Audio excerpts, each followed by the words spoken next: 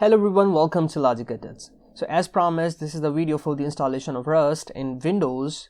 So without any further ado, let's start the video.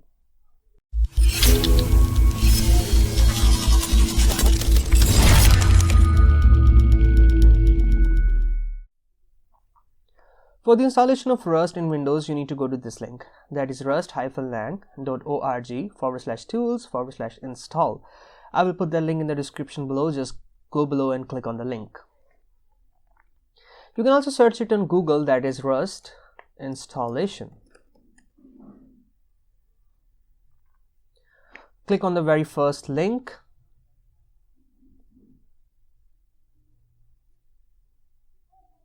And it's exactly the same as this one. So I'm going to close this.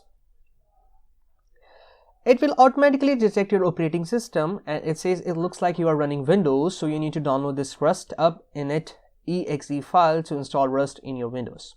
Click on this button and it will start downloading Rust up init.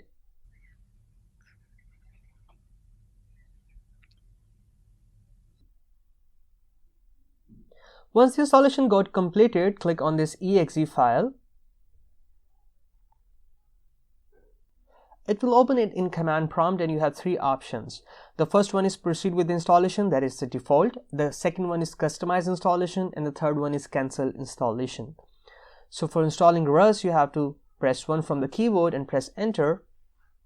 So the thing is that I have installed Rust before, so it does not gonna take much time. But if you are installing Rust for the first time, then you have to wait while it downloads major components for Rust. And once it got completed, just close the terminal.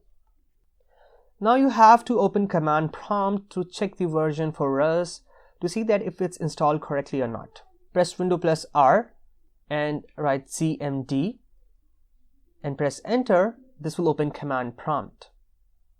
Or you can also press Windows plus X and open PowerShell or your default shell. Now here you have to write Rust C, that is Rust compiler -- version, to check the version if it exists or not. Press enter and it shows us the version, that is 1.385.0. Now you have to check the version for the cargo as well. So it gives the same version as the Rust compiler.